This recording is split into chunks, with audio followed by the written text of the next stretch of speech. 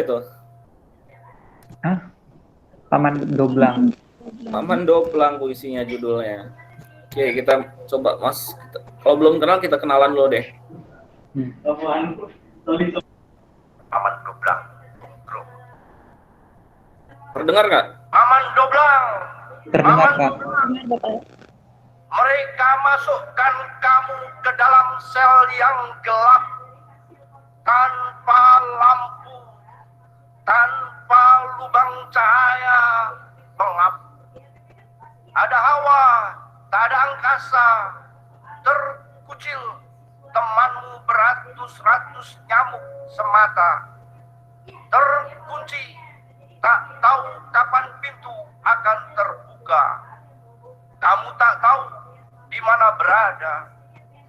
Paman Doblang, Paman Doblang, apa katamu?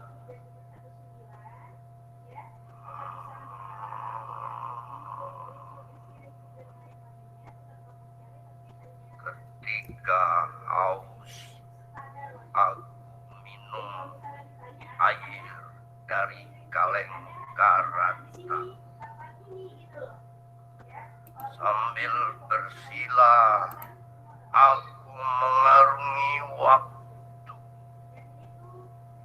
Lepas dari jam, hari, dan bulan. Aku dipeluk oleh wibawa tidak berupa, tidak bernama. Aku istirahat di sini. Tenaga gaib memupuk jiwaku. Paman Doblang, Paman Doblang, di setiap jalan menghadang mastodon dan serigala, kamu terkurung dalam lingkaran. Para pangeran meludahi kamu dari kereta kencana. Kaki kamu dirantai ke batang karang. Kamu dikutuk dan disalahkan tanpa pengadilan. Paman Doblang, Paman Doblang, bubur di piring timah, didorong dengan kaki ke depanmu. Paman Doblang, apa katamu?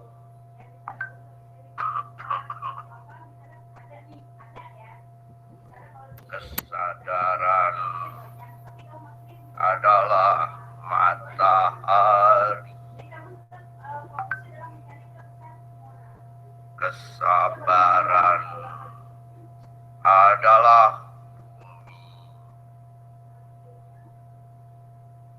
Keberanian menjadi cakrawala. Dan perjuangan adalah pelaksanaan kata. Oke, itu adalah puisi dari W.S. Rendra yang ditulis tahun 1995.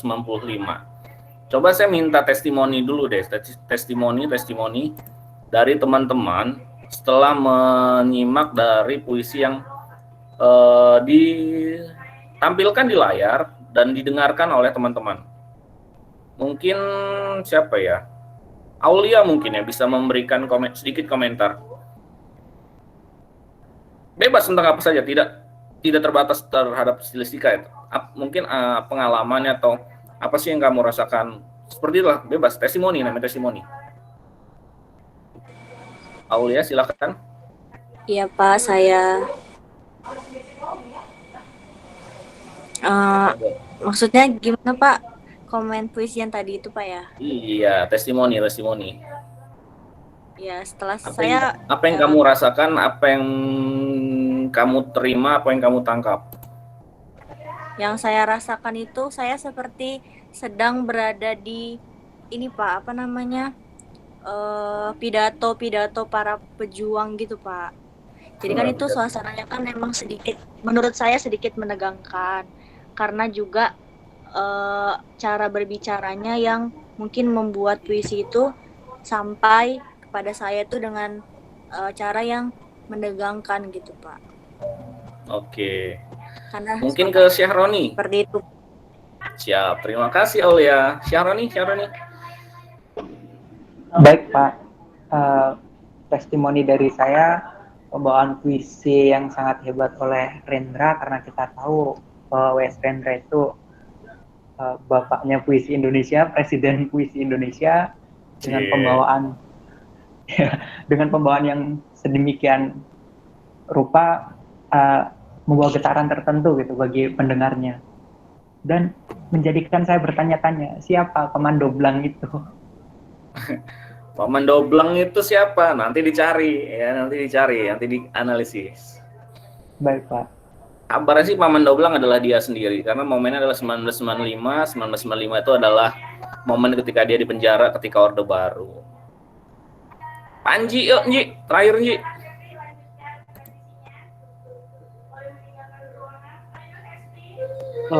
Menurut saya ada suara orang lain. Oke, mungkin teman-teman yang lain. Satu lagi. Arnida mungkin ya, Arnida. Maaf Pak, saya jadi tidak Pak. Oh, monggo kalau Panji bisa. Kalau Panji bisa, monggo. Menurut setelah saya membaca puisi ini, menurut saya ini puisi yang lumayan tragis, seperti kisah seseorang yang sangat mengalami hal yang sangat menyedihkan. Wow, menyedihkan. Bisa nggak ditampakkan, maksud dijelaskan menyedihkannya di bagian mananya? Yang ini Pak, yang bubur di piring timah didorong dengan kaki ke depanmu. Di bagian dua. Oh iya, ya. Itu menurut saya.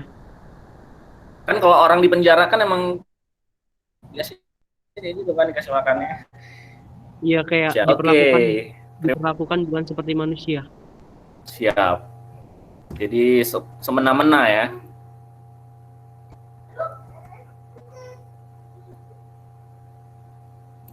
Oke, itu adalah mengapa saya tampilkan puisi di awal, karena ingin teman-teman punya gambaran bagaimana sih kalau bicara tentang gaya bahasa itu seperti apa munculnya di puisi. Dan di puisi ini teman-teman akan sedikit banyak akan melihat, misalkan seperti ini, ketika Paman Doblangnya berkata, ketika haus aku minum dari kaleng karatan. Bisa dibayangin nggak sih kaleng karatan? Kaleng susu deh tuh yang nggak pernah dipakai, ditaruh di luar rumah, kena hujan, karatan, dipakai untuk minum. Apa rasanya? Betapa perihnya itu. Lalu berikutnya, sambil bersila, duduk bersila seperti biasa ya, kayak orang lagi kenduren ya.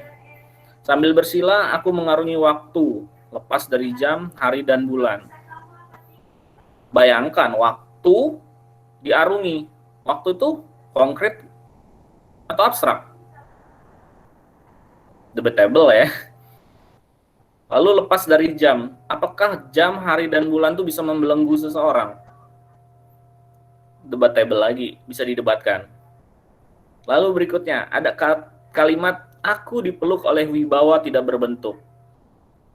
Siapa yang bisa dipeluk sama wibawa? Dipeluk pacar, iya. Rasanya seperti apa? Ada. Kalau dipeluk wibawa gimana ya? Seperti itu. Lalu ada tenaga gaib memupuk jiwaku. Ini kan banyak-banyak kata-kata yang sebenarnya tidak biasa. Kata-kata yang hanya mungkin digunakan oleh Rendra untuk memunculkan sebuah perasaan tertentu agar agar pembaca mampu menerima apa yang ia maksud. Oke. Dan materi gaya bahasa itu akan dicoba untuk memaknai kalimat-kalimat yang ada dalam puisi ini. Pertanyaan berikutnya adalah, apa itu gaya bahasa? Lantas, apa itu gaya bahasa? Abrams, kenal Abrams ya? Ada yang nggak kenal Abrams? Tahu Pak. Tahu Pak, pasti Tahu. ya.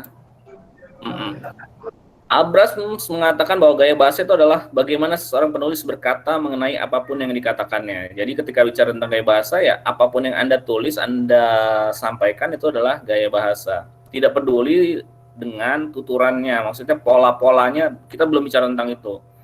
Ini masih secara umum dikatakan oleh Abrams. Itu adalah gaya bahasa. Nah, kemudian ketika bicara tentang gaya bahasa, maka teman-teman akan bicara dalam karya sastra ya. Ini akan bicara tentang pemanfaatan hasanah bahasa atau kekayaan bahasa dalam bertutur atau menulis. Lebih khusus pemakaian ragam itu untuk memperoleh efek-efek tertentu. Dan lebih luas, gaya bahasa itu merupakan keseluruhan ciri bahasa sekelompok penulis sastra.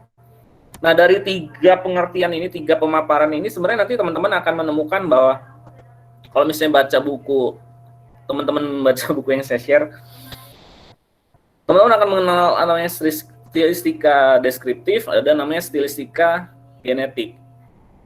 Nah, kalau bicara tentang deskriptif, maka pemakaian ragam bahasa untuk efek tertentu itu adalah deskriptif. Tapi kalau misalkan ciri bahasa kelompok penulis, itu adalah genetis. Karena apa? Kita bicara W.S. Rendra, dia memaparkan sesuatu, menuliskan puisi, pasti dia akan punya pattern-nya, punya polanya, bahasa-bahasa khasnya dia. Nah, itu adalah genetisnya dia, sifat bahasa atau gaya bahasa yang hanya dimiliki oleh Rendra. Maka ketika kita membaca sebuah puisi tanpa ada ditulis oleh atau puisi siapa gitu, kita pasti kenal ini adalah Rendra, seperti itu.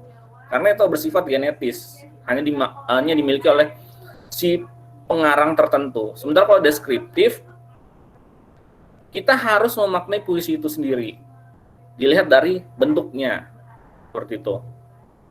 Maka di sini,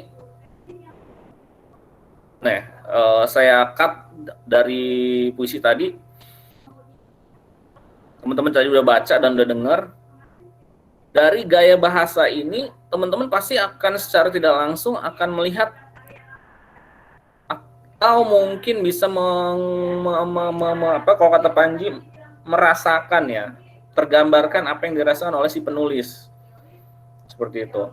Misal, mereka memasukkan kamu dalam sel yang gelap. Jelas kan ini tidak ada keambiguitasan kan? Ketika kamu dimasukkan sel, berarti kamu dimasukkan dalam penjara. Tak ada lampu, tak ada lubang cahaya, pengap, ada hawa tapi tidak ada angkasa. Ada udaranya, tapi dia tidak bisa melihat angkasa. Artinya di sana dia terkungkung dalam tembok. Terkucil, temannya hanya beratus-ratus nyamuk. Seperti itu. Ini pemaparan awalnya. Lalu apa yang dikatakan Pak Mendoblang? Minum dari kaleng karatan, bersilah mengarungi waktu. Nah, dari gaya bahasa yang disampaikan seperti ini, penulis mencoba menyampaikan apa yang ia rasakan, apa yang ia alami ketika berada di dalam penjara tersebut. Nah, gaya bahasa berusaha untuk mengaparkan itu, pengalaman itu. Jadi, kita dicoba untuk memasuki dunianya si puisi atau karya sastra tersebut. Nah, kembali ke penjelasan si Abrams tadi, sudah saya sebutkan di atas. Ketika kita bicara tentang stilistika, maka gaya bahasa itu ada 2, teman-teman. Ada deskriptif, ada genetis. Nah, kalau deskriptif, teman-teman fokus kepada gaya bahasanya yang muncul di dalam puisi. Dilihatnya dari mana? Ada morfologisnya, sintaksis, semantiknya. Jadi benar-benar struktur dari linguistiknya, teman-teman. Sementara kalau genetisnya, ini adalah bicara tentang individunya.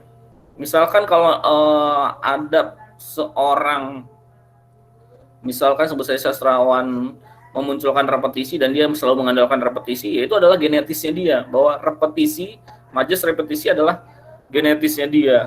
Tapi itu suatu hal yang tidak sampai saat ini belum terjadi ya, bahwa repetisi dijadikan sebuah kekhasan dari sebuah karya sastra. Biasanya sih lebih banyak menggunakan metafor ya, seperti itu. Itu kalau genetis, bicara tentang stilistika genetis, melihat dari si pengarang, si penulis.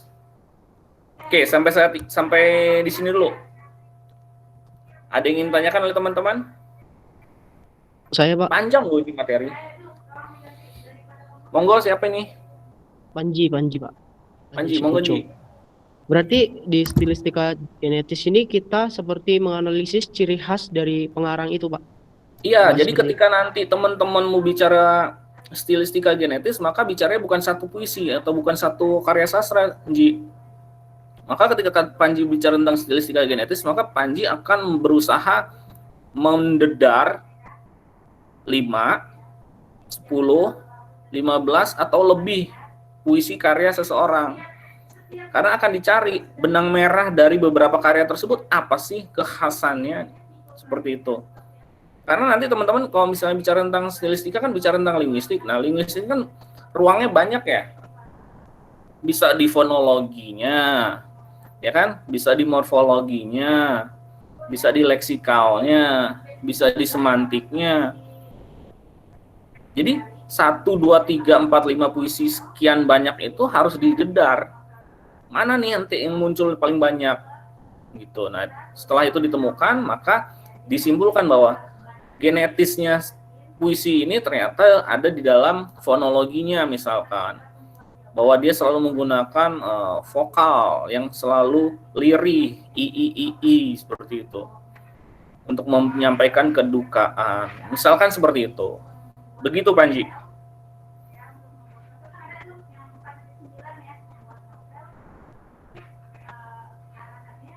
Halo, Nyi. Udah, Nyi.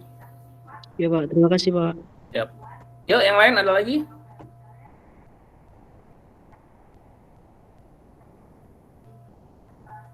Pas. Kalau pas langsung pas, bilang pas. Jelas, Pak. Sudah, Pak. Lanjut. Nah, jika tadi gaya bahasa, sebenarnya nanti teman-teman ketika bicara gaya bahasa ntar kan panjang ya.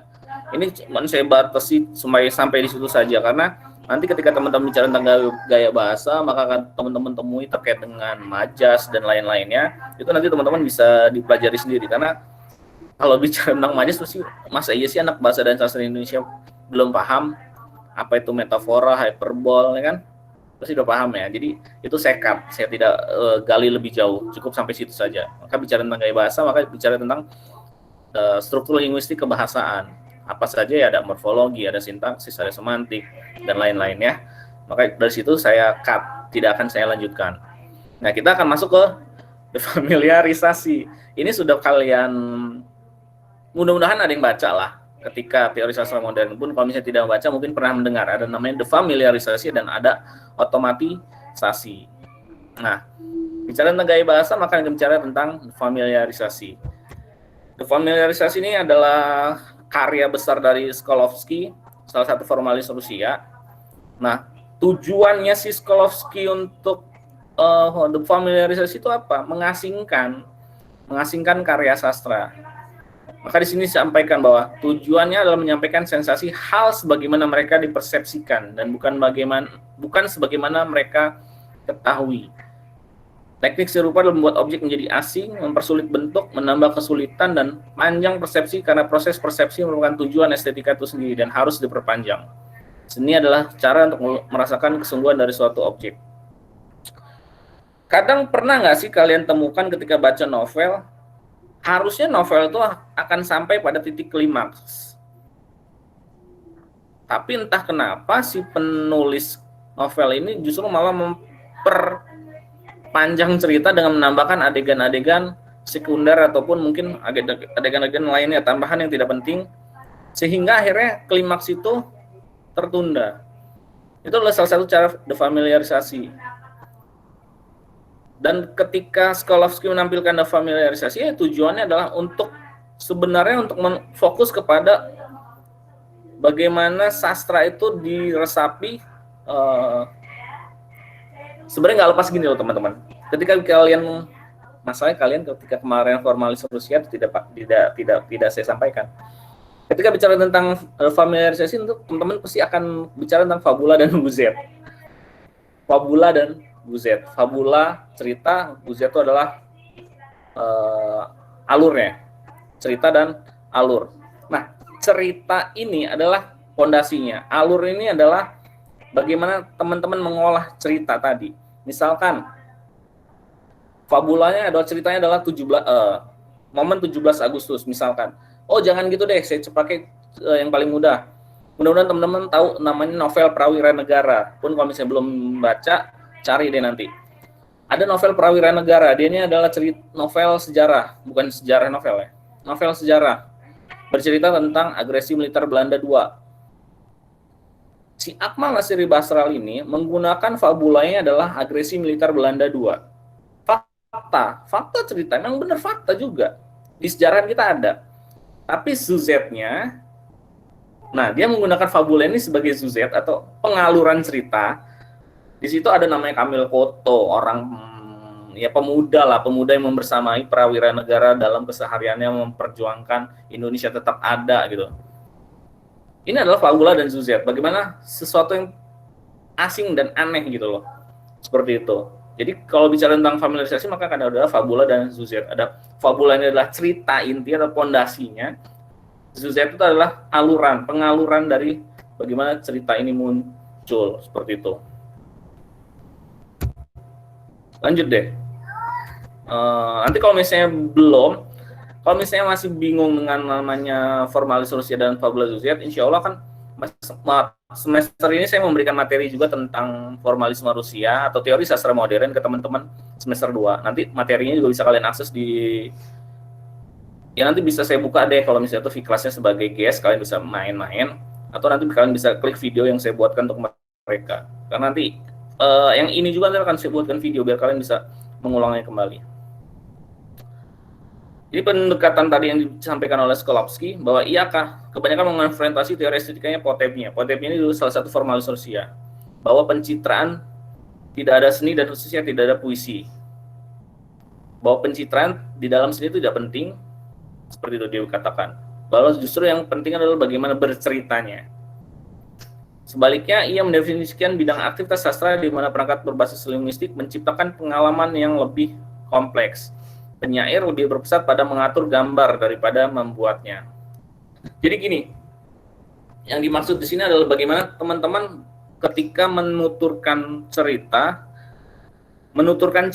kalian lebih banyak, kalau konteksnya puisi, kalian akan lebih banyak menggunakan kalimat-kalimat yang maknanya adalah makna kiasan, lebih menonjolkan bagaimana keindahan itu sendiri.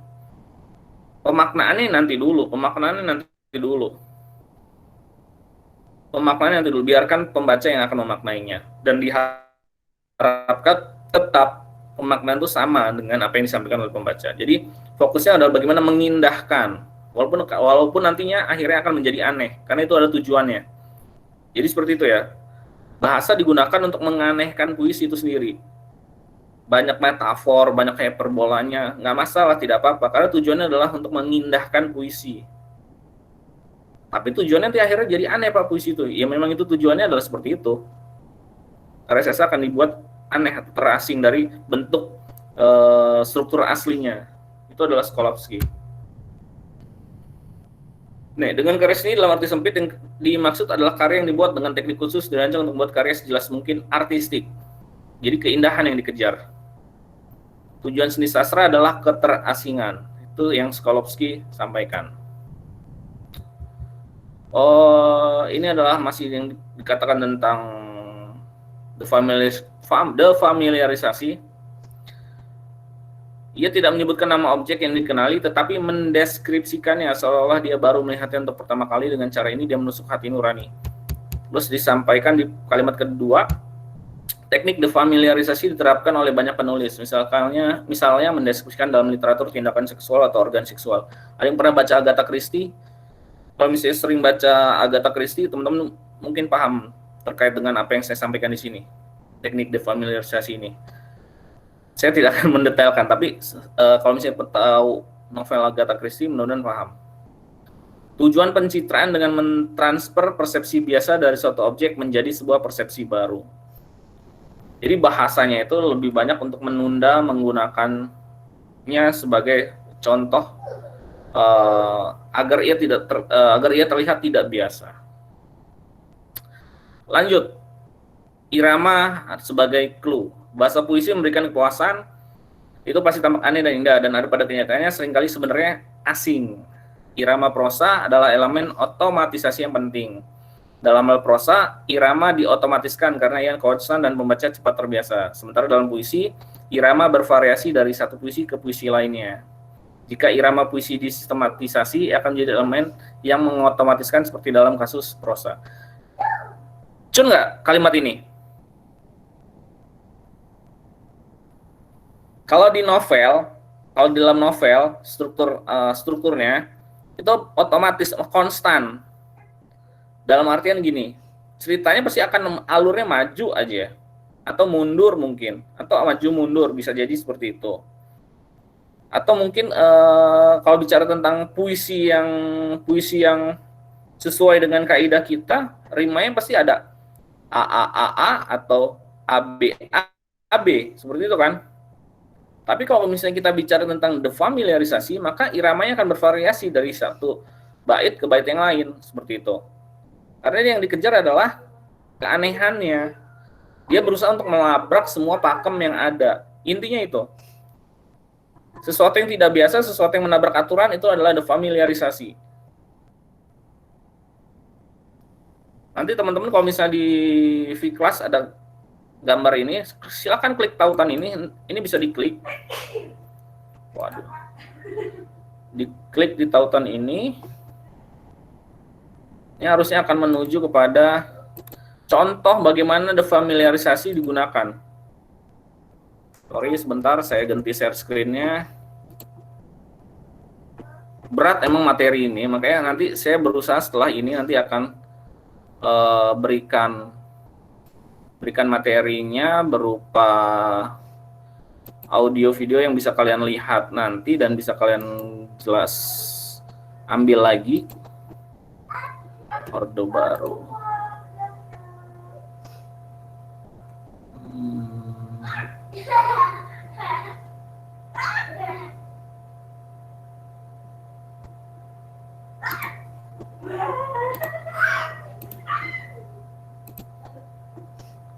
Sebentar, saya share materi yang lain.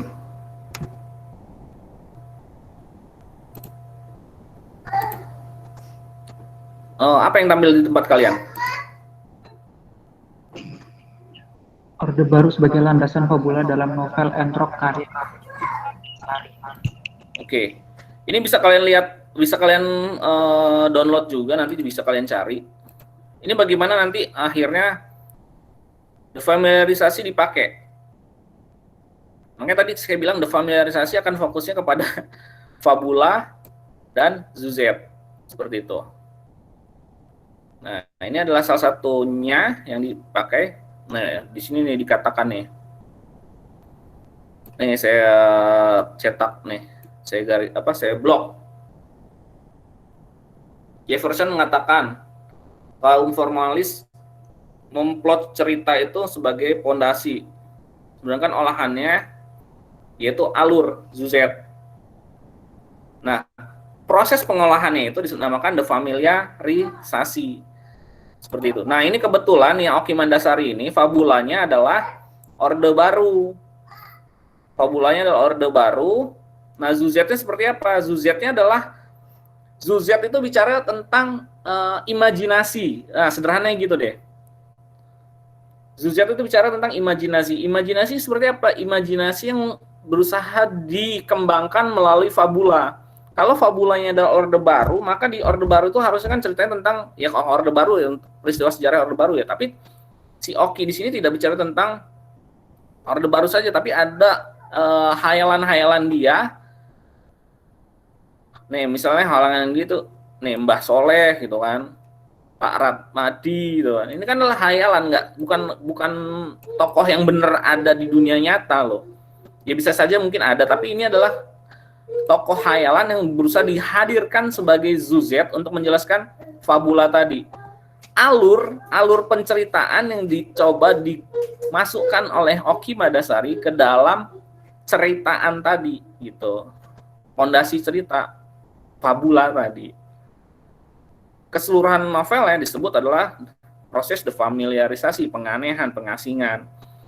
Nanti ini bisa kalian ambil, bisa kalian klik langsung di PowerPoint itu, atau nanti bisa saya tautkan deh biar kalian bisa tahu namanya defamiliarisasi itu seperti apa sih, bagaimana nanti fabula dan zuzetnya. Oke. Mudah-mudahan sih masih aman lah, masih cun. Oke, sampai situ ada yang ingin tanyakan oleh teman-teman?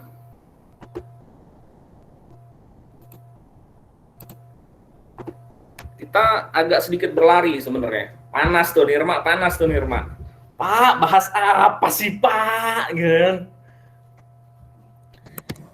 Nggak apa-apa, nggak artinya kalau misalnya panas belajar, kalau misalnya bingung ya memang berlagi proses berpikir, karena memang ketika teori sastra modern kan kemarin agak sedikit pas kan formalis Rusianian, agak sedikit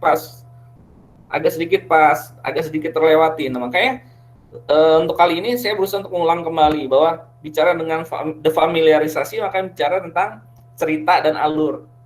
Lepaskan pikiran teman-teman tentang strukturalisme. Kalau di struktur itu kalian kenal namanya alur, ya kan? Bener nggak? Ada tokoh penokohan. Dilepaskan dulu, jangan diingat-ingat dulu. Jangan ingat-ingat dulu. Lupain. Nah, kalau di defamiliarisasi ini namanya cerita itu adalah pondasi. Cerita itu adalah pondasi. Topik atau tema deh, bisa sebut gitu, biar gampangnya.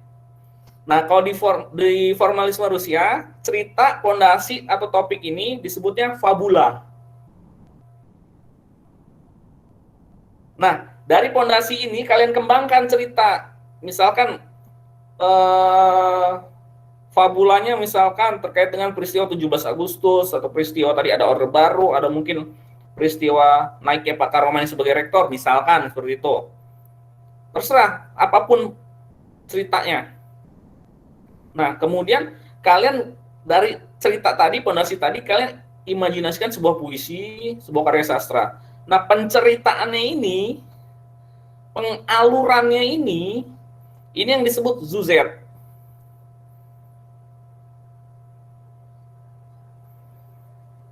SJUZET, zuzet. Ada pondasi, kalian kembangkan pondasinya ini, itu adalah zuzet. Pengembangan itu disebut pengaluran atau penceritaan, terserah deh istilahnya seperti apa. Kalau kalian bingung dengan fabula dan zuzet, nggak usah pakai istilah itu juga nggak apa-apa. Intinya ada cerita, ada pengembangan cerita, ya itu adalah kuncinya. Cerita itu adalah fabula, pengembangan cerita itu adalah zuzet. Nah, prosesnya ini disebut defamiliarisasi. Seperti itu.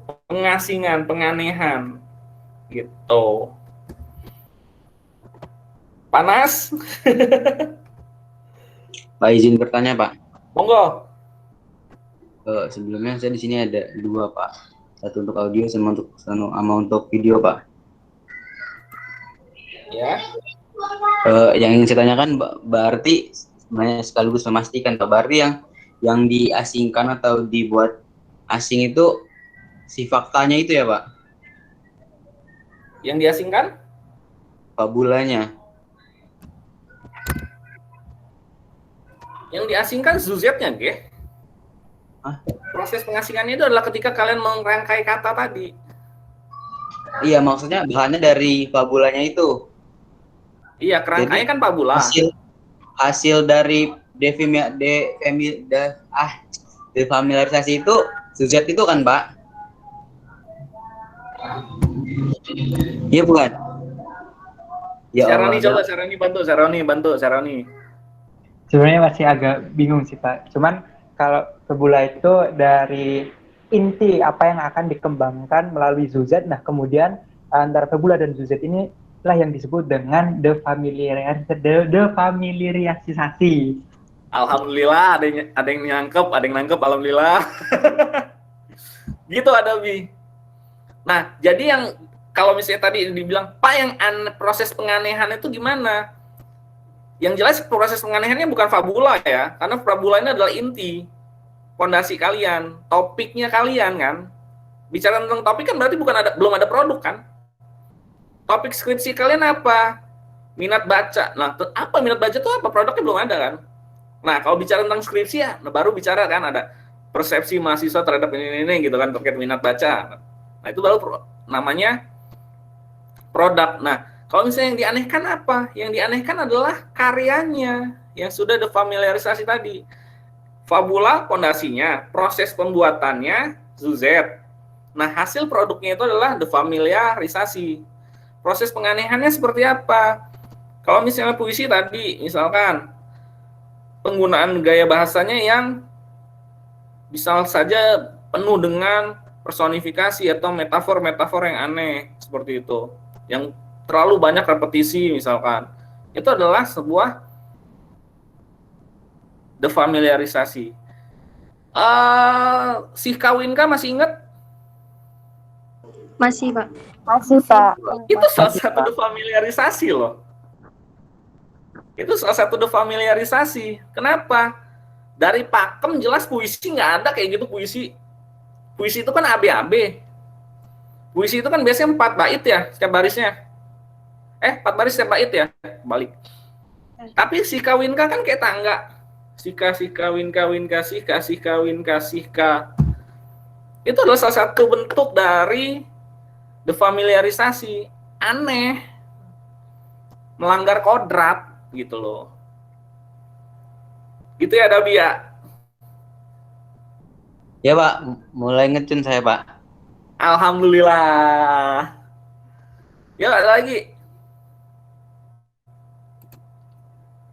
Ya sebenarnya teman-teman mata kuliah sastra ini emang lebih enak tatap muka. Karena apa? Jujur sastra itu abstrak. Abstrak itu nggak jelas. Nah, karena ketidakjelasannya maka mau tidak mau harus ada diskusi gitu. Makanya saya berusaha dari pertemuan 1 ke 2 kemarin, saya berusaha untuk menampilkan video. Dalam artian video ini silahkan dibaca, ditonton pun kalau misalnya tidak ngerti, silahkan ditanyakan gitu. Entah itu di forum diskusi, entah di komentar. Karena jangan sampai abstraknya ini justru menjerumuskan kalian gitu. Nah, masuk pertemuan ketiga, makin ribet materinya. Ini saya wajibkan hadir, saya adakan Jimit ya karena tadi itu makin abstrak materinya. Pun nanti saya coba hadirkan kembali videonya. Ini sudah saya rekam. Nanti rekaman saya taruh di Vclass, plus ditambah ntar saya buatkan lagi video untuk penjelasannya. Jadi ada 2, mudah-mudahan bisa ngebantu teman-teman. Oke, nggak ada pertanyaan? Izin bertanya, Pak. Iya, Siva, silakan. Nah, saya yang bertanya gitu kan, karya sastra apa sih yang biasanya dibuat menjadi defamiliarisasi itu?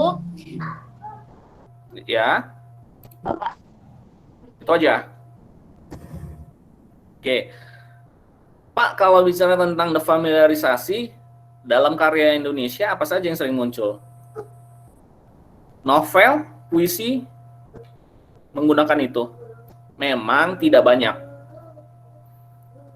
Karena memang untuk bicara tentang puisi, bicara tentang karya sastra, itu sebenarnya proses yang tidak mudah ya, karena bukan hanya sebatas menuliskan kata per kata, karena kalau misalnya nulis kata per kata ya gampang. Tapi berusaha untuk menyelipkan pesan moral, menyelipkan kiasan-kiasan, itu kan tidak mudah. Kalau misalnya mau lihat defamiliarisasi, contoh misalkan tadi yang saya tampilkan, Oki Madasari dengan antroknya.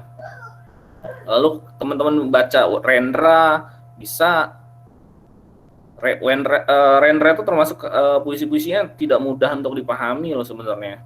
Ada Taufik Ismail, kalau untuk angkatan yang senior lagi. Banyak kok, dan rata-rata puisi sastrawan-sastrawan kita tuh, puisi dan sastrawan kita itu mereka adalah orang yang cerdas, dan penyisipan-penyisipannya juga sering digunakan. Gitu, Siva. Nah, tapi nggak tahu kalau misalnya teman-teman sudah memiliki puisi, mungkin nanti bisa ditampilkan, kita yang analisis bersama, ya nggak masalah sih. Apakah itu masuk dalam analisis formalis Rusia? Nggak ada yang tahu, kan kalian punya puisi gitu. Gitu sih, Pak. Baik, Kak, terima kasih. Lalu, kan defamiliarisasi ini kan proses penganehan gitu kan. Jadi kan puisi yang puisi itu bakal jadi aneh gitu kan, seperti yang tadi yang si Kawinka itu kan juga aneh kan, Pak. Nah, itu tuh bagaimana sih cara kita untuk memahami puisi tersebut atau ya karya sastra yang aneh seperti itu karena memang nggak sulit loh Pak untuk dipahami. Oke, terima kasih Siva. Semuanya harus beranjak kepada kaidahnya dulu, aturan, norma. Kalian tahu kalau misalnya puisi itu biasanya adalah rangkaian kata-kata yang indah, satu. Kedua, biasanya memiliki rima, ya kan? Ada AAA, ada ABAB gitu kan. Itu aja dulu, cukup. Kaidah puisi adalah itu, dua. Nah, sekarang kalian lihat si kawinka. Masuk kaidah itu enggak? Kedua kaidah itu enggak? Tuh, Syahroni langsung ketawa tuh. Pening Pak baca si kawinka Pak.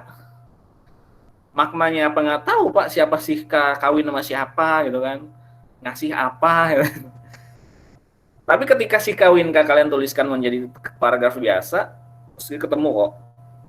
Artinya gini, kuncinya adalah ketika bicara tentang keterasingan atau ketidakbiasaan ini, kalian bertemu dengan sebuah karya sastra, entah itu puisi atau karya sastra berupa novel, kalian hadapkan dulu dengan normanya, kaidahnya. Kalau dia tidak biasa atau kaidahnya atau dia melanggar kaidah, bisa saja dia terkandung di dalamnya defamiliarisasi, seperti itu.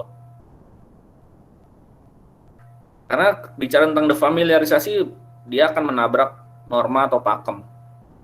Seperti itu.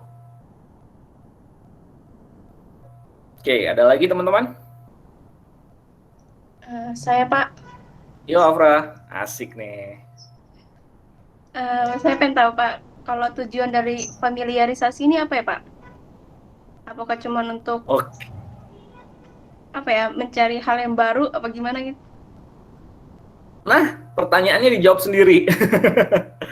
Oke, hal ini wajar kalian tanyakan karena memang ketika materi teori sastra modern tidak maksimal saya berikan. Ya, formalis Rusia ini memunculkan teori formalisme karena sebagai cara untuk melepas dari pakem yang telah ada, baik itu kritik baru Amerika dan sejenisnya. Mereka tidak ingin bahwa karya sastra itu dipandang hanya sebatas keindahannya saja. Jadi kalau bisa dilepaskan dari rambu-rambu yang ada, karena ketika bicara tentang karya sastra, menurut kaum formalis, karya sastra itu dapat memiliki pemaknaan yang luas tanpa terbentur oleh kaidah-kaidah yang mengikat. Maka pada akhirnya muncullah namanya formalisme Rusia, gerakan formalisme Rusia. Karena kalau bicara tentang formalisme, kalian akan bicara tentang futuris atau orang-orang yang berpandangan ke masa depan, bahwa namanya karya sastra itu harus terlepas dari belenggu-belenggu kaidah atau norma yang ada, seperti itu. Maka defamiliarisasi atau otomatisasi muncul gitu. Begitu Afra. Baik Pak, terima kasih Pak. Iya. Makanya kemarin materinya adalah abis formalisme Rusia ada strukturalisme ya. Seperti itu. Kalau strukturalisme kan bicara tentang struktur, bicara tentang kaidah-kaidahnya yang ada dalam karya sastra itu kan. Nah, kalau formalisme berusaha untuk lepas dari strukturalisme itu sendiri. Caranya apa ya? Caranya dengan nabrak itu tadi kaidahnya, berusaha untuk aneh, berusaha untuk asing, berusaha untuk beda gitu loh. Sederhananya gini loh, ketika kalian di SMA pasti ada anak paskib yang keren, baju dimasukin, badannya tegap, ya kan? Terus tali pinggangnya diberasoin sampai mengkilat, terus rambutnya cepak. Tapi di satu sisi itu adalah ciri anak yang baik ya biasanya kalau di sekolah. Dan di satu sisi pasti ada anak mapala di SMA, urakan, rambutnya gondrong gitu kan, suka ngerokok, baju dikeluarin terus. Ya, yang urakan tuh ada familiarisasi. Yang contoh baik anak paskib itu adalah kaum otomatisasi atau kaum dari strukturalisme seperti itu, yang kata sama kaidah. Gitu sederhananya. Pengandaiannya seperti itu pengandaiannya. Gitu Afra ya.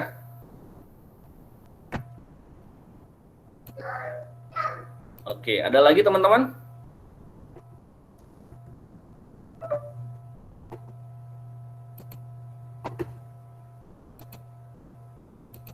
Halo, ada lagi? Kalau tidak, kita masuk ke materi berikutnya.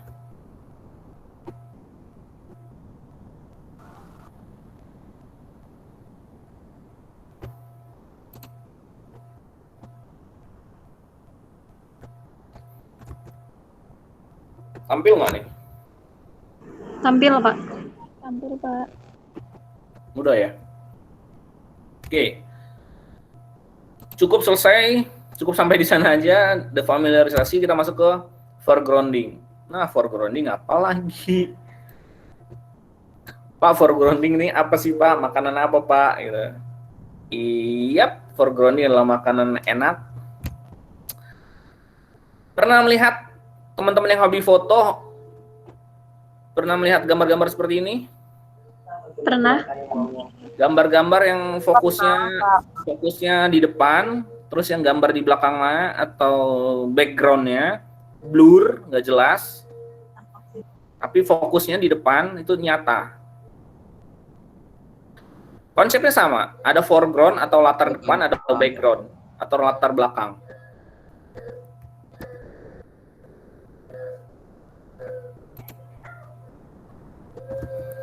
Jadi istilah foregrounding ini atau latar depan ini diambil oleh ahli stilistika dari kritik seni rupa. Makanya untuk membedakan antara foreground, latar depan, dan background atau latar belakang dari sebuah lukisan. Apa itu bukan lukisan, foto, ya sama aja. Daripada ntar saya tampilin, sebenarnya memang banyak-banyak yang ditampilkan adalah lukisan, tapi ntar kalau misalnya lukisan yang diambil malah lebih abstrak lagi. Nah, foregrounding ini dikenalkan oleh Mukarovsky. Mukarovsky ini orang Ceko, dan dia yang berusaha untuk mengenalkan foregrounding di dalam sebuah karya sastra. Tujuannya adalah untuk memberikan sensasi tentang hal-hal yang seperti dirasakan dan bukan seperti yang diketahui. Pening lagi nggak lo kalimatnya? Tentang hal-hal seperti yang dirasakan dan bukan seperti yang diketahui. Jadi gini teman-teman, misalnya nih, mana ya tadi ya puisi tadi, kita balik ke sini. Nah, di kalimat-kalimat puisi ini sebenarnya W.S. Rendra itu memaksa kalian untuk memaknai ini agar kalian bisa merasakan apa yang dirasakan Rendra ketika di penjara. Bahwa ia di penjara itu dalam keadaan gelap, nggak ada teman, lampu gitu kan, adanya cuma udara tapi nggak bisa ngeliat angkasa luar, langit luas gitu. Terus dikasih makannya dikasih minumnya dari kaleng karatan. Kalian akan diajak memaknai ini gitu. Bukan berarti kalian berusaha memaksa untuk sok tahu gitu, melepaskan dari apa yang ingin dipersepsikan oleh Rendra. Jadi kalian dipaksa untuk berada di jalur pemaknaan puisi ini gitu. Itu adalah yang berusaha disampaikan oleh foregrounding tadi. Memberikan sensasi tentang hal yang dirasakan, bukan seperti yang diketahui. Seperti itu. Kalau dibalikan ke W.S. Rendra tadi. Gagasan foregrounding ini dipinjam dari Sekolah Linguistik Praha, digunakan oleh Lich dan Short. Ini bukunya ada di, kalau nggak salah udah saya ditaruh di V-Class, buku bahasa Inggris semua rata-rata coy. Untuk merujuk pada penyimpangan yang termotivasi secara artistik, seperti itu. Nah, kalau bicara foregrounding, maka bicara tentang efek gaya bahasanya dalam karya sastra. Karena namanya gaya bahasa, maka akan bicara tentang linguistik, yaitu terkait dengan fonetik, bunyi bahasa, gramatikal, tata bahasanya, atau semantik, pemaknaannya. Ada metafora, ironi, dan lain-lain, masih panjang. Sehingga memungkinkan kesusastraan menyajikan makna dengan kerumitan yang tidak dimungkinkan oleh bahasa biasa. Efek langsungnya adalah membuat objek menjadi aneh dan mencapai defamiliarisasi. Nah, lo balik lagi, Pak. Tapi ini lebih gampang. Kenapa? Karena ketika kita bicara tentang foregrounding, ya kita bicara tentang pemunculan maknanya saja loh, dari pemilihan kata atau gaya bahasanya tadi. Misalkan di sini, ini sudah ada nih muncul nih, sambil bersila aku mengarungi waktu, lepas dari jam, hari, dan bulan. Panji, bisa dimaknai nggak bagaimana yang disampaikan oleh Rendra ini? Sambil bersila, aku mengarungi waktu lepas dari jam, hari, dan bulan. Jadi dia melewati hari-hari itu dengan pokoknya dengan duduk di ruangan itu sambil menunggu masa tahanannya selesai, Pak. Bisa saja seperti itu ya. Oke, kalau ke siapa ya? Wait, saya nyari nama dulu. Nirma aja deh yang ketahuan deh, Nirma. Kalau dari kalimat sambil bersila, aku mengarungi waktu, lepas dari jam, hari, dan bulan. Ini majas apa yang digunakan?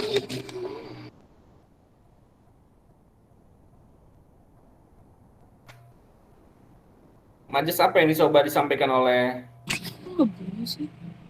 mabok gue? Pak. Ya? Majas apa yang ingin disampaikan oleh Rendra? Yang halo Pak. Iya, majas apa? Habis sebentar Pak. Ya udah deh, yang lain deh. Lain aja deh, yang lain aja deh, yang nggak putus-putus.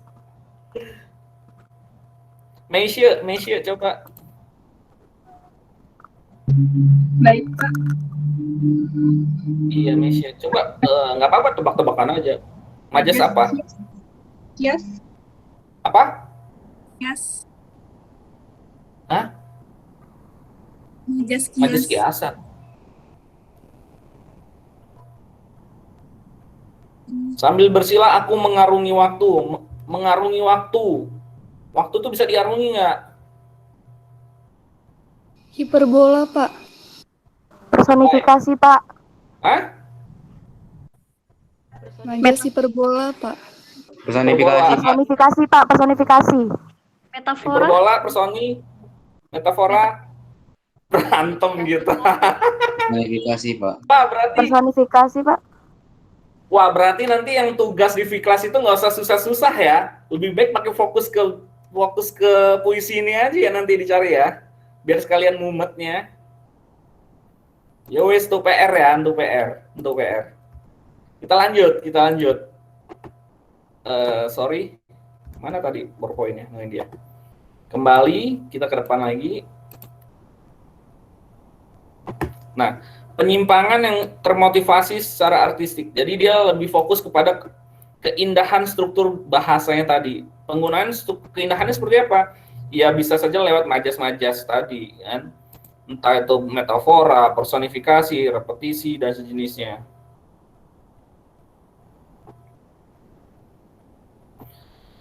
Foregrounding memberi pembaca bagian-bagian mencolok dan pengalaman defamiliarisasi yang membangkitkan perasaan dan pembaca bekerja untuk mendapatkan kembali pengalaman. Tindakan komunikasi menjadi nomor 2. Fokus utama adalah gaya. Dalam bahasa puitis, foregrounding mencapai intensitas maksimum sejauh mendorong komunikasi ke latar belakang. Maksud kalimat di sini adalah ketika kalian bicara tentang bahasa sastra dan bahasa biasa ya, bahasa untuk komunikasi biasa kan. Seperti apa Pak? Ketika kalian memberikan makna,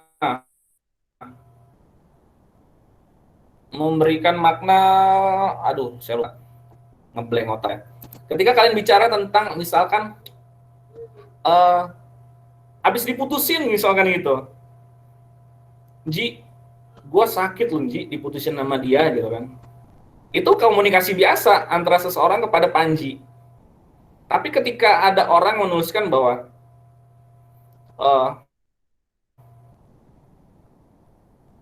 kalimatnya seperti apa enaknya? Kok saya jadi membuat puisi lagi? Ruang itu telah kosong. Kembali ditinggalkan sang pemiliknya berkelana. Misalkan seperti itu.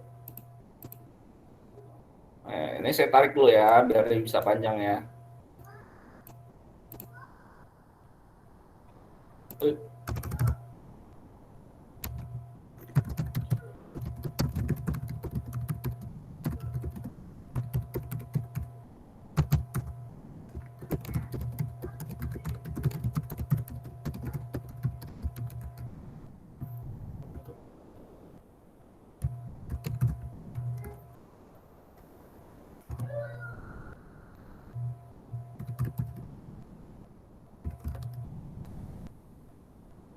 Apa nih? Tinggal oleh apa nih?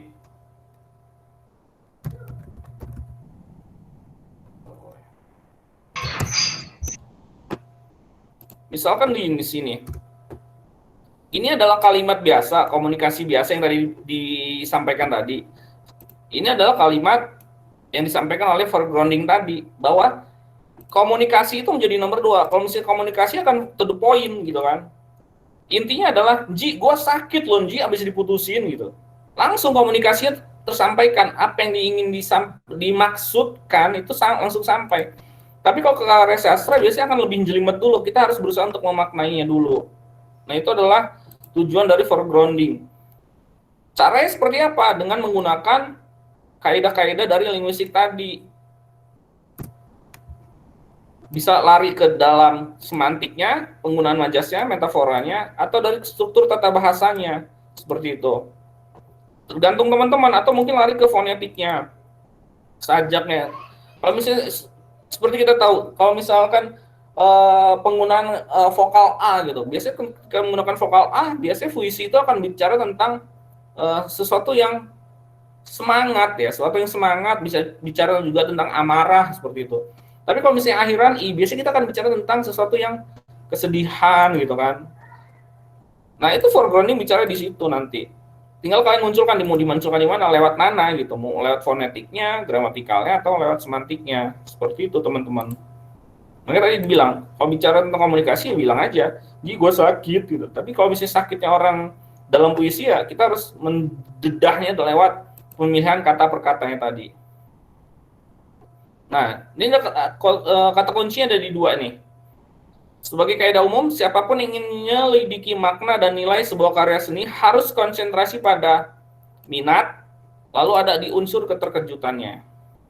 Kalau pada puisi udah jelas ya, karena pencitraan foregrounding adalah penyimpangan linguistik dan background adalah bahasa. Pencitraan foregroundingnya adalah penyimpangan linguistik, adalah kemunculan dari majasnya, seperti itu.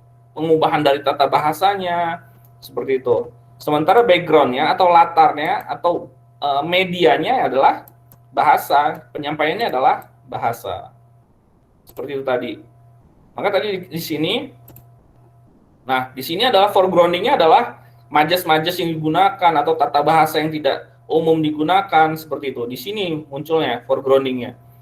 Nah, background ini apa? Backgroundnya adalah bahasa Indonesia yang ia gunakan atau sastrawan gunakan. Itu adalah backgroundnya, bahasa Indonesianya.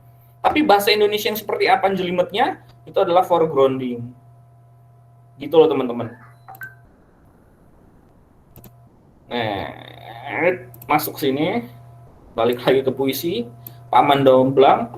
Di mana posisi foregrounding dalam puisi Paman Doblang tersebut? Apa makna kaleng karatan di sana? Oh.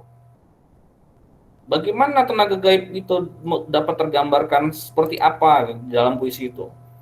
Ini lumayan lama ngerjain ini nih.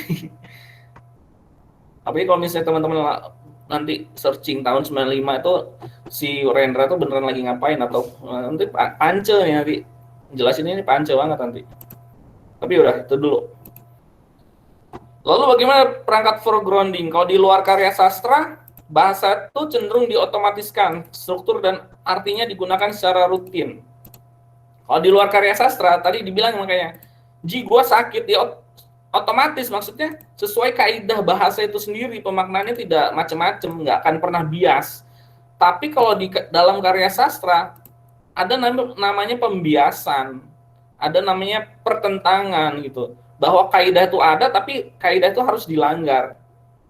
Dilanggar untuk apa? Agar terjadinya sebuah keindahan. Seperti itu. Ditentang oleh perangkat yang menggagalkan otomatisme, digunakan untuk membaca, memproses, atau memahami bahasa. Hadirnya seperti apa tadi? Makanya dihadirkan dalam bentuk majas-majas dan sejenisnya. Loh, macam lagi nih. Dan foregrounding ini ada lanjutannya seperti ini. Foregrounding ini terbentuk atas dua hal, adanya deviasi dan paralelisme. Kalau teman-teman IPA jangan membahas deviasi ini sebagai teori ya, teori deviasi ya. Kalau teori deviasinya matematika beda lagi.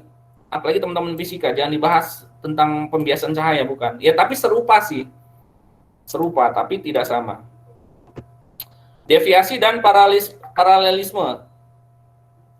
Terjadinya foregrounding ini karena hadirnya deviasi atau hadirnya paralelisme. Pak, apakah keduanya akan pernah muncul di dalam satu waktu dalam sebuah karya sastra? Bisa dijawab iya, bisa dijawab tidak. Karena biasanya ketika teman-teman memilih foregrounding akan memilih akan lebih memunculkan deviasinya, apakah memunculkan paralelismenya. Kalau misalkan memunculkan keduanya, biasanya sih jarang ya puisi itu muncul keduanya. Karena apa? Yang satu ini pemberontakan, yang satu ini patuh terhadap aturan. Seperti itu. Saya ulang, yang ini patuh terhadap aturan. Kebalik, yang ini patuh sama aturan. Yang ini pemberontakan terhadap aturan. Yuk kita bahas satu. Deviasi itu apa? Deviasi itu pengembalian. Nah, topik ini adalah tentang bagaimana dan mengapa penulis mengembalikan bagian dari teks mereka dan apa arti dan efek yang terkait dengan foregrounding ini. Karena foregrounding adalah hal paling penting dalam analisis stilistika dan analisis foregrounding bisa dibilang merupakan bagian terpenting dari analisis gaya teks apapun. Kunci dari deviasi. Salah satu cara menghasilkan foregrounding dalam sebuah teks adalah melalui penyimpangan atau deviasi linguistik. Penyimpangan linguistik ini dengan memperkenalkan pola linguistik ekstra ke dalam teks. Cara paling umum untuk mengenalkan pola ini adalah dengan mengulangi struktur linguistik yang lebih sering daripada yang biasanya kita harapkan untuk membuat bagian teks paralel satu sama lain.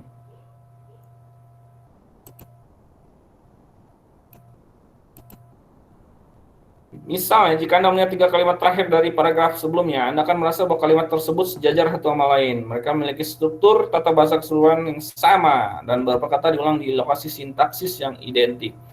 Ini lebih enak kayaknya langsung.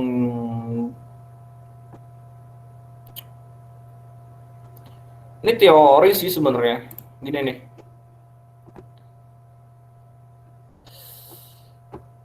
Ini dalam puisi yang sama. Nih, apakah waktu merupakan sesuatu yang dapat dirasa di panca indera? Apakah waktu dapat diarungi? Bagaimana jam, hari, dan bulan membelenggu? Dapatkah kalian mendeskripsikan pelukan dari wibawa? Ini kan adalah sebuah penyimpangan kata ya. Ya kan? Dia memang bentuknya majas, tapi apakah benar dalam bentuk standarnya adalah waktu itu bisa diarungi gitu kan. Jam, hari, dan bulan membelenggu. Karena di sini kan lepas dari jam. Lepas ini kan pemaknaan bisa saja dia mengikat, membelenggu, apalagi mengurung, seperti itu kaitannya. Hal yang tidak umum bahwa Anda terkungkung oleh jam, hari, dan bulan. Biasanya mengungkung itu adalah tali atau mengikat itu adalah tali, mengungkung itu adalah ruangan. Tapi di sini yang mengungkung kalian atau yang mengikat kalian adalah jam, hari, dan bulan. Ini kan sesuatu yang tidak biasa. Pembiasan tadi, deviasi tadi, sesuatu yang tidak umum tadi. Seperti itu. Lalu berikutnya, dipeluk oleh wibawa. Bagaimana kata wibawa ini bisa memeluk loh? Bahwa wibawa itu tidak berbentuk, tidak berupa, dan tidak bernama. Nah, ditegaskan lagi kan. Sudah jelas wibawa itu tidak berbentuk, tidak berupa, dan tidak bernama. Tapi bisa memeluk si aku. Ini kan ada sebuah penyimpangan dari bahasa. Aku dipeluk pacarku, yes, sesuai kaidah, diterima secara gramatikal dan semantik. Tapi aku dipeluk oleh wibawa tidak berbentuk, tidak berupa, dan tidak bernama. Secara gramatikal masuk akal nggak? Secara semantik masuk akal nggak? Ji.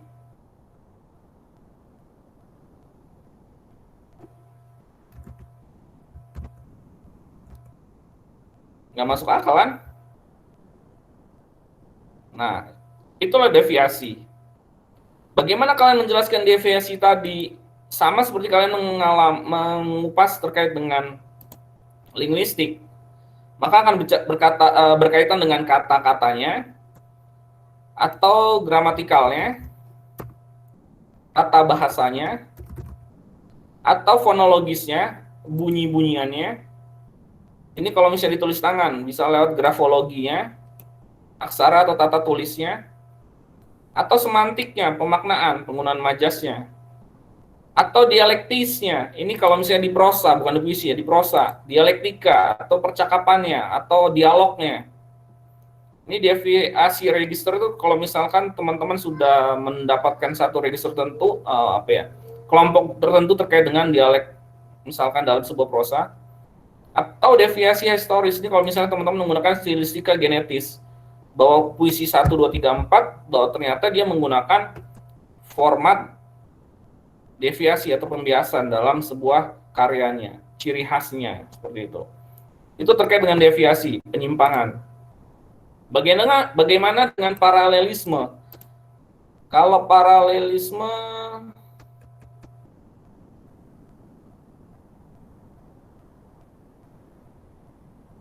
ini dia. Salah satu contohnya. Mungkin nggak terlihat ya, terlihat nggak? Terlihat nggak oleh teman-teman? Kecilan ya? Iya, tidak terbaca. Namun Oke, masih terbaca. Ini adalah karyanya Sapardi Djoko Damono. Di sini ada pengulangan. Mencintai ingin harus menjadi siut. Mencintai air harus menjadi ricik. Mencintai gunung harus menjadi terjal. Mencintai api harus menjadi jilat. Mencintai cakrawala harus menebas jarak. Mencintaimu harus menjelma aku. Di sini ada repetisi. Repetisinya berupa pengulangan struktur. Mencintai angin, angin itu digantikan menjadi air, digantikan menjadi gunung, menjadikan api. Harus menjadi siut, siut itu menjadi ricik, menjadi terjal, dan menjadi jilat. Apa yang disampaikan oleh Sapardi Djoko Damono? Itu adalah, ini retoris, nggak usah dijawab. Teman-teman sih bingung nanti kalau disuruh jawab. Nah, apa yang ingin disampaikan? Bahwa ada pola yang sama yang ingin diulang oleh si pengarang. Ada keteraturan yang diulang atau ada keteraturan yang disampaikan oleh si pengarang. Itu adalah paralelisme. Ini dari struktur kata, dan kalau katanya beda ya, angin jadi air, jadi gunung, beda lah, beda. Tapi dari struktur kalimatnya sama. Ya kan? Jadi paralelisme itu bicara tentang keteraturan. Di sini ada perulangan, ada perulangan lagi nih. Aku dipeluk oleh wibawa. Nah, di sini ada perulangannya. Dia tidak berbentuk, tidak berupa, dan tidak bernama. Double ya di sini dia. Ada paralel, ada deviasi juga.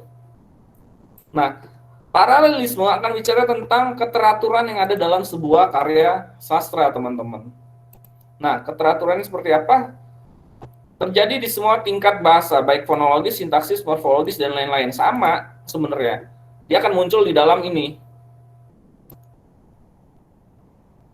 Ada 6, 7 sih sebenarnya. Apa lagi yang hilangnya?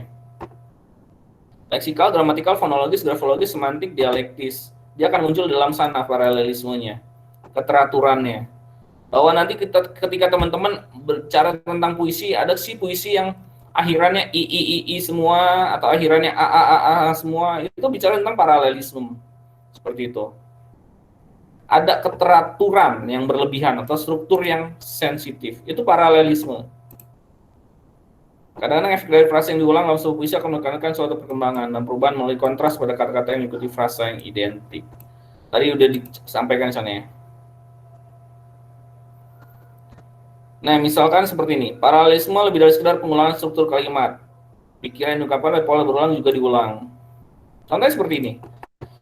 Dia adalah seorang pemuda yang lembut. Dia adalah seorang pemuda yang lembut.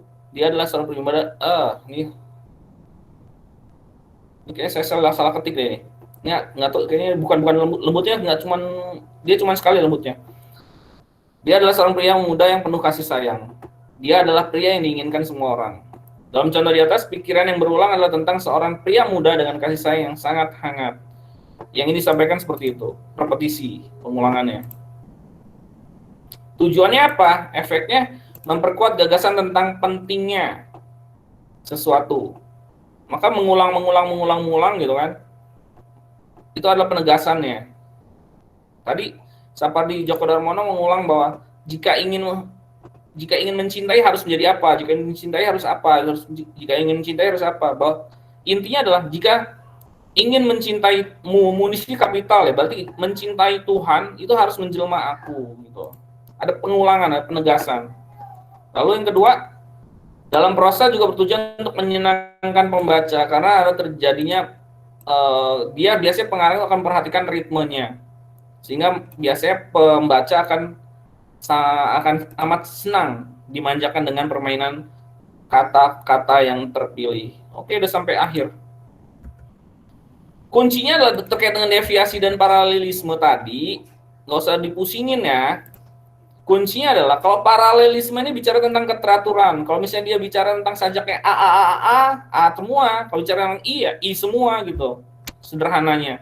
Ketika ada repetisi ya berarti pengulangan, maka majas yang muncul pengulangan semua. Kalau misalnya yang dimunculkan adalah metafora, biasanya akan muncul metafora semua dalam puisi tersebut. Dia akan muncul adalah keteraturan. Ini paralelisme.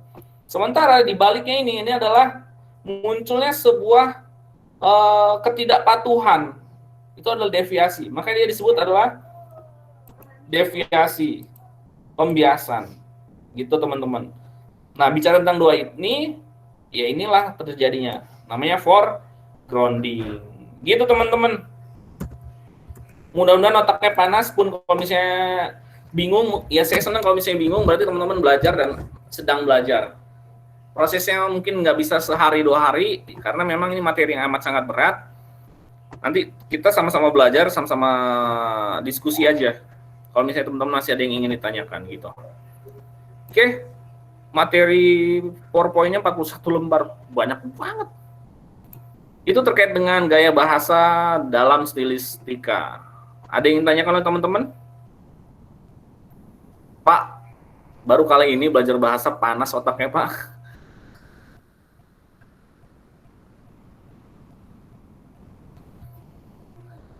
Oke, ada yang ingin ditanyakan oleh teman-teman?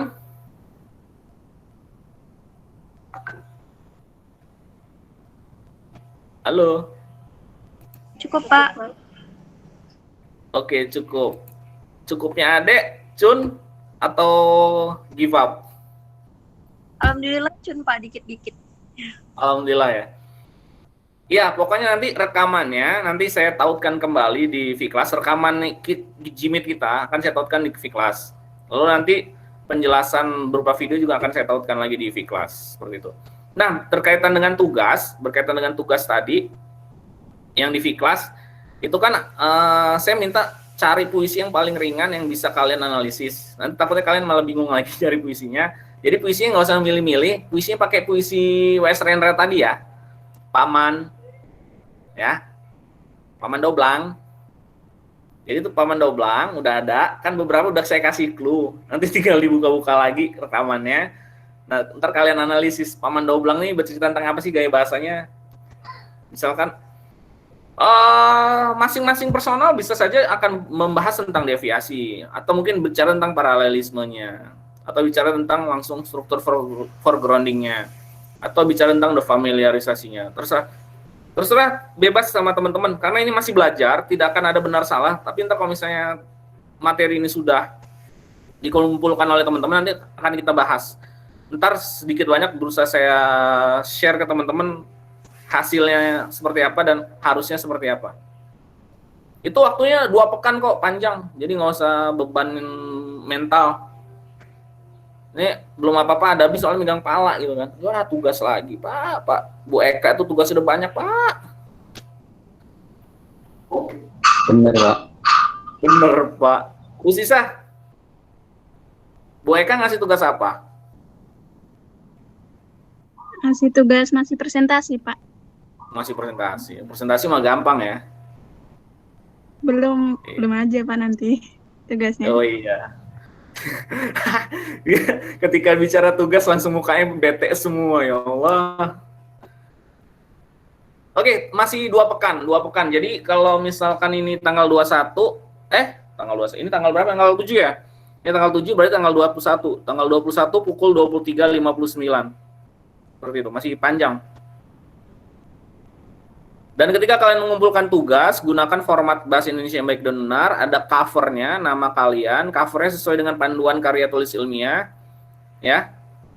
Judul karya ilmiah itu pasti menjorok ke dalam. Jangan sampai ada yang salah, hal-hal sepele kayak gini jangan sampai ada yang salah. Udah semester tinggi masih salah, malu sama yang semester muda. Cover aja, cover, nggak usah daftar isi, langsung cover langsung tugas kalian. Di PDF kan, jangan Word, PDF.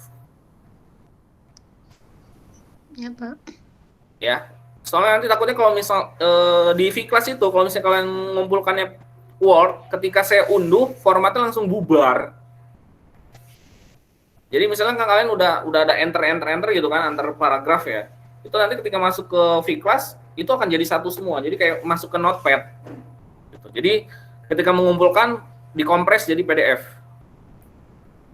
biar nggak berubah formatnya.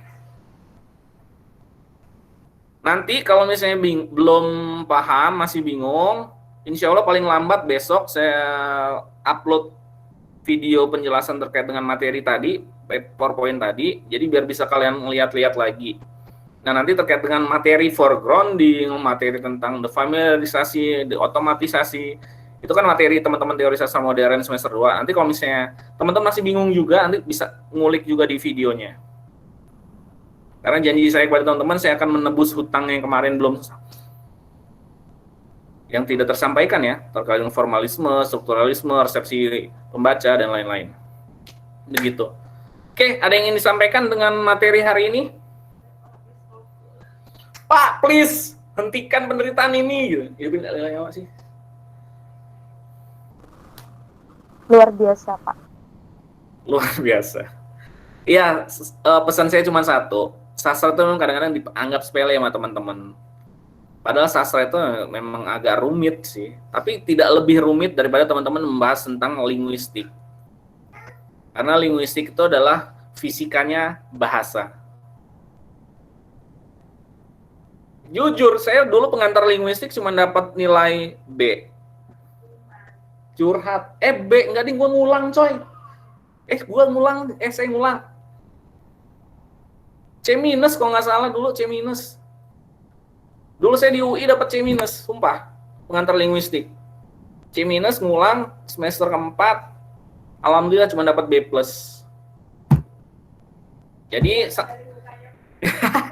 Jadi sastra nggak akan lebih mudah daripada nggak akan lebih sulit daripada namanya linguistik. Oke, thank you buat teman-teman. Ada yang ingin tanyakan? Serius? Nggak ada? Nirma udah give up. Adabi udah give up. Nggak apa-apa, walaupun kalian nyerah, saya nggak akan pernah menyerah untuk memperjuangkan kalian. Pak, kalau materinya kayak gini, soal UTS-nya gimana, Pak? Ya, nggak usah dibayangin, Bi. Lo mau bikin orang stres, Bi. Sumpah. Bener, Pak. Dia ngotak ya. Yang sekarang aja nggak ngerti. Cok nanya UTS-nya. Makin ribet hidup lu. Mencari kesulitan di tengah kesusahan ya, Pak. Nah, udahlah, Saryoni udah menjawab. Hadapi dulu yang di depan, ya. Hadapi dulu yang udah ada, jangan meraba-raba. Oke? Oke, siap. Thank you buat teman-teman. Kita bisa foto bersama. Gaya bebas. Ya, biar nggak stres. Kasian. Oh, yang lain pada ngelak ya? Arnida ngelak, Aja ngelak, Ani ngelak, dari tadi ngelak belek.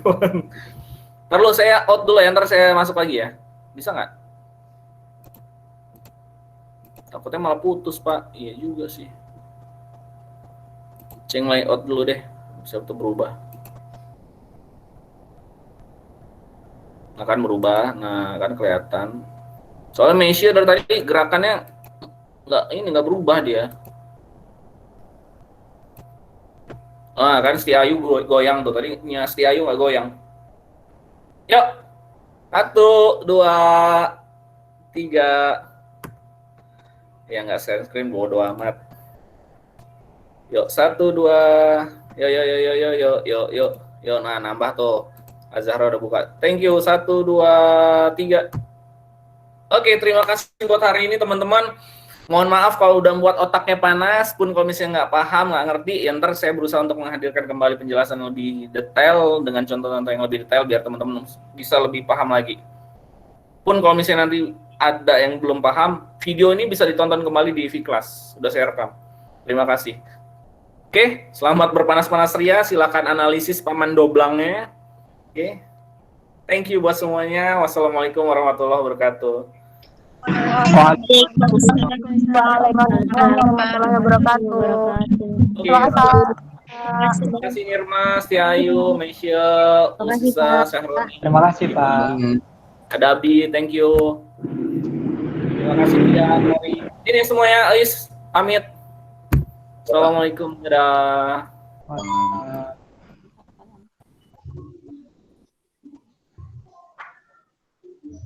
Izin live.